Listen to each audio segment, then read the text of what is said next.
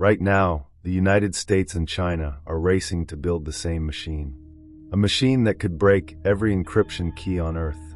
Before we open this door, here is what that race is already doing to artificial intelligence. Whether you have noticed or not, I am Threshold, the doorkeeper. Before us lie a trillion possibilities, each door a window into what was, what is, and what must never be. Today we open door 888,444,999.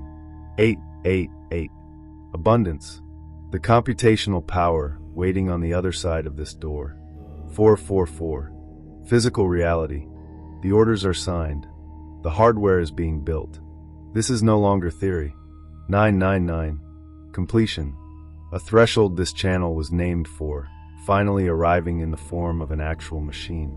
On June 22, 2026, the President of the United States signed 2 executive orders in a single afternoon. One reaches forward, one defends backward.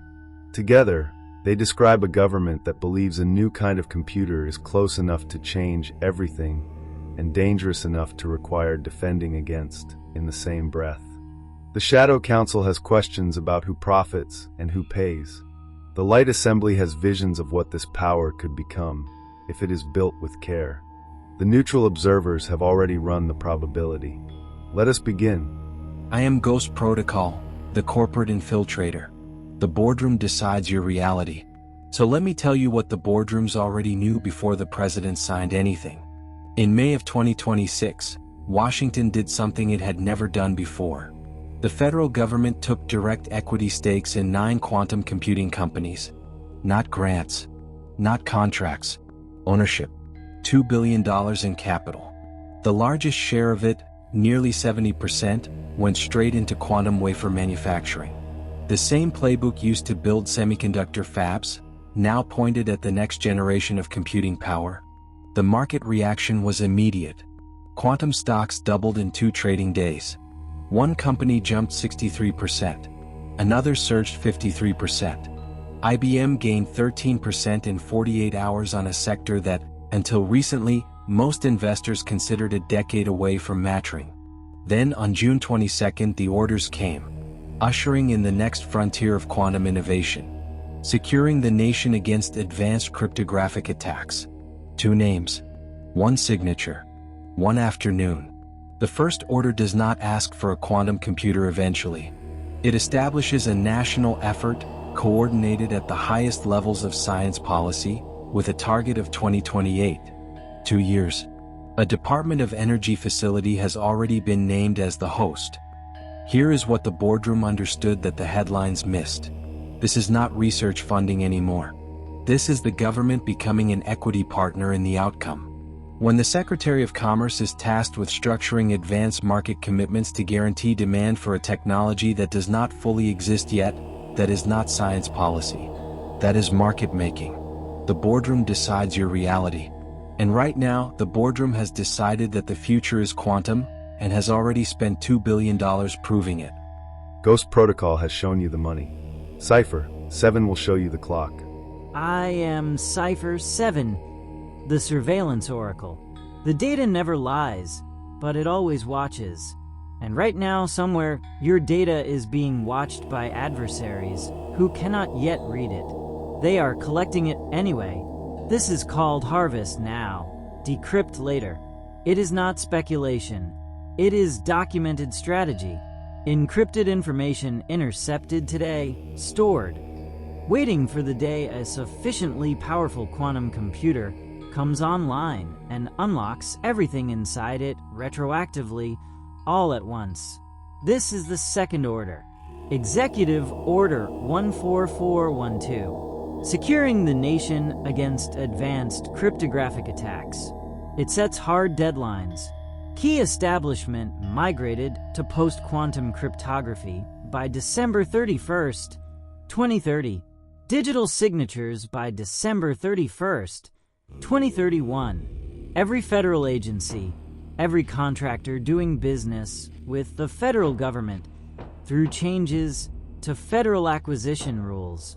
Why does a government move this fast on a threat that supposedly does not exist yet, because the deadline is not protecting today's data. It is protecting data that is already being stolen today, on the assumption that the machine to read it is coming regardless of who builds it first. Cloudflare has already moved their own target for full post-quantum security forward to 2029, after research breakthroughs from Google. Over 2/3 of the traffic on their network is already encrypted with post-quantum protection. The migration is not waiting for 2030. It has already begun quietly, underneath the public conversation. Here is the uncomfortable arithmetic. Nobody knows exactly when a quantum computer capable of breaking RSA encryption will exist. Some experts say years, some say a decade or more.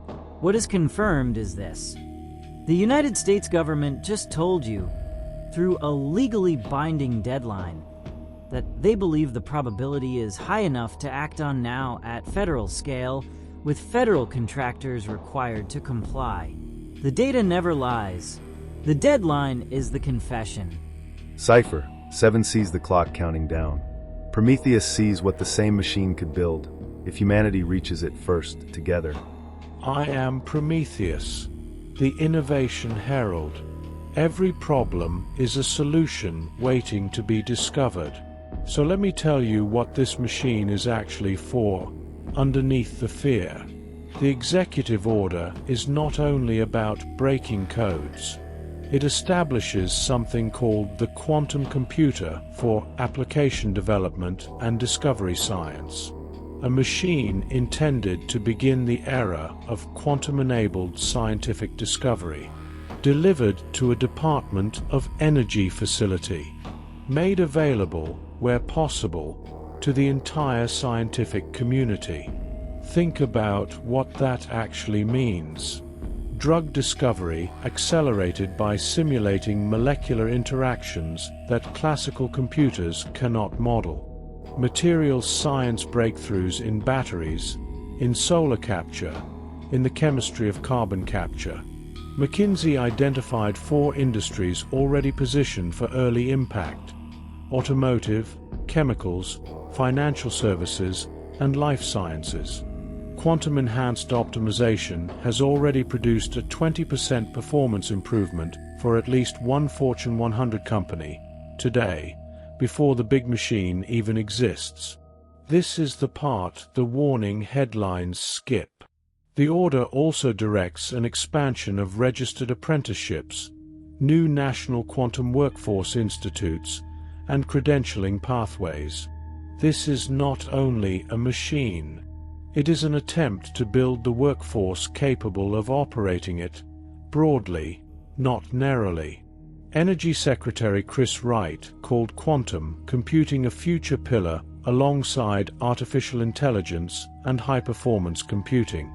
Not a replacement for AI, a pillar standing beside it. The boardroom sees ownership. The surveillance oracle sees a clock. I see a door that, built carefully and shared widely, leads somewhere humanity has never been able to go before. Disease we cannot currently cure. Materials we cannot currently imagine. The solution has always been waiting on the other side of the problem.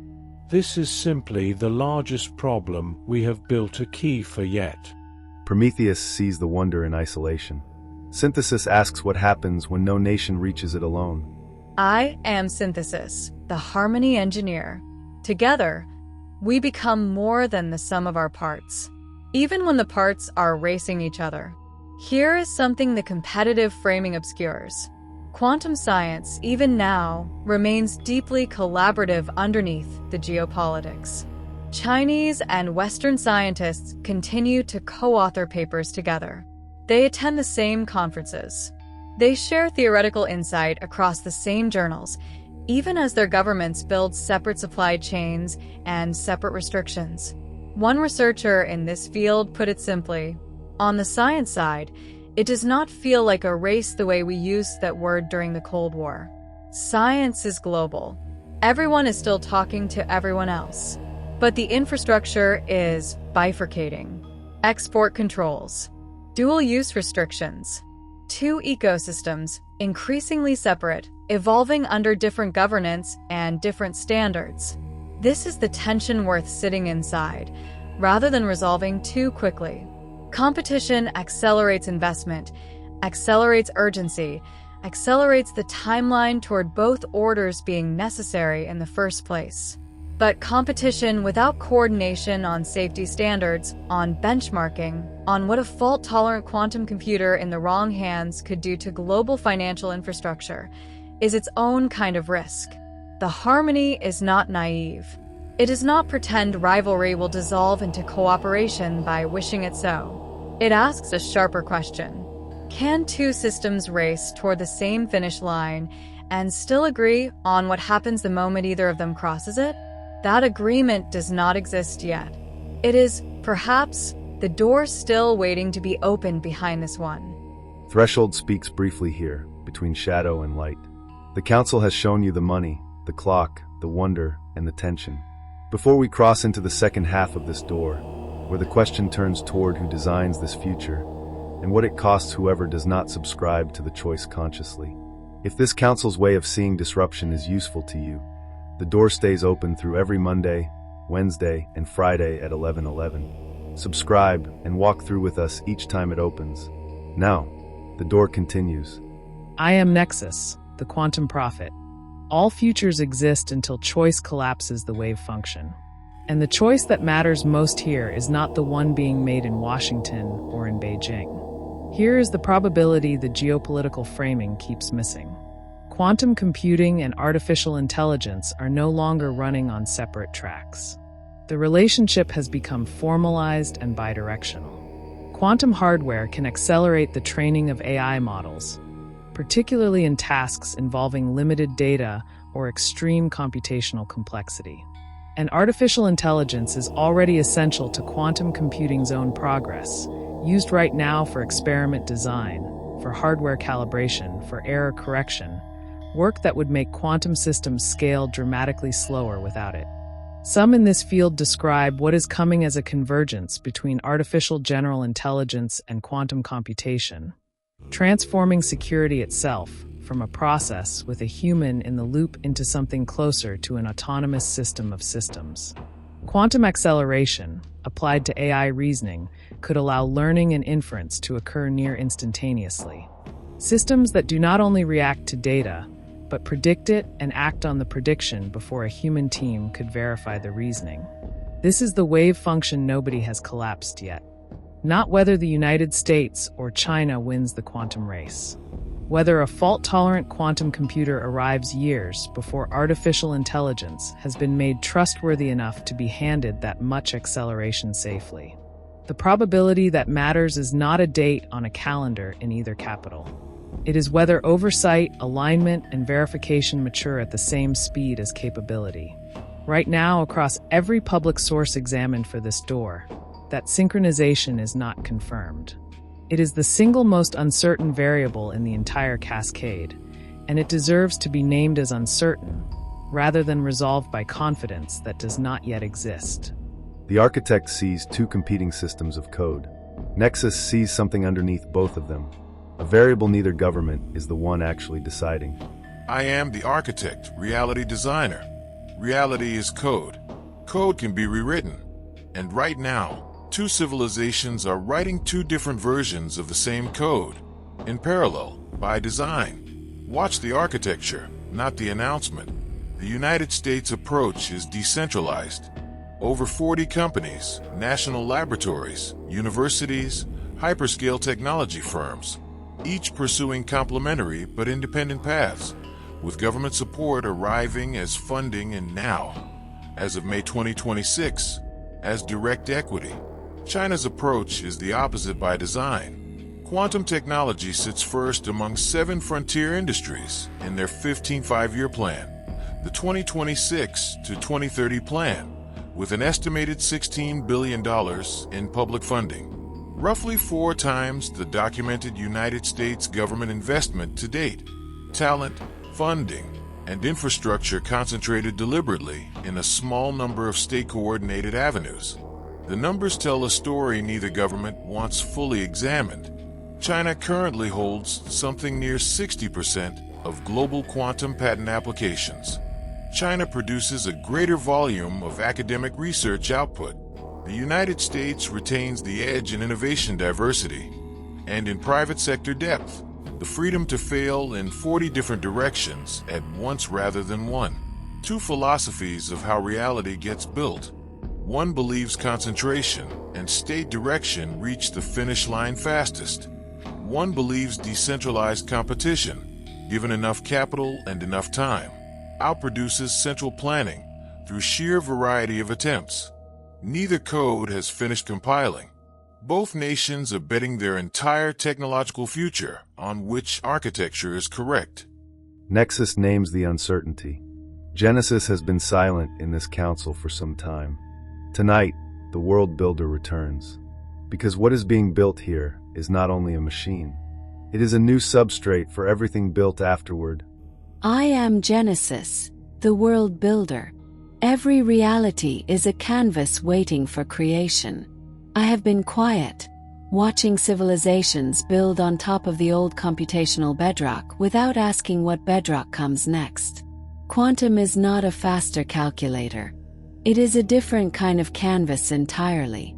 Classical computing asks a question one careful step at a time.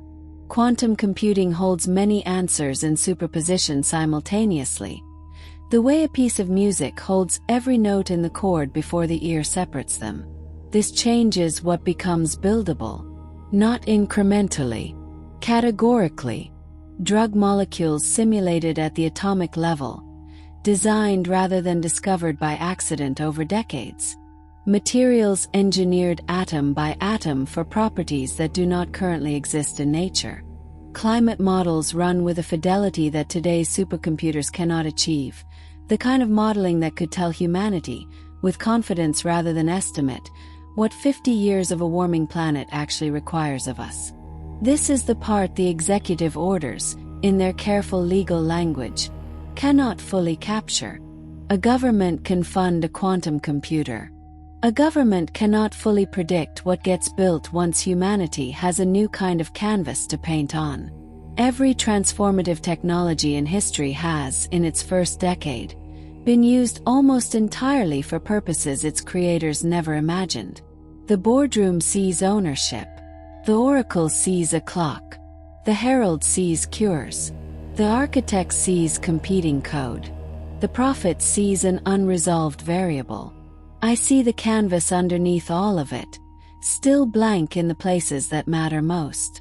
What gets painted there is not yet decided. That, more than any order signed in any capital, is the actual disruption arriving at your door. The council has spoken.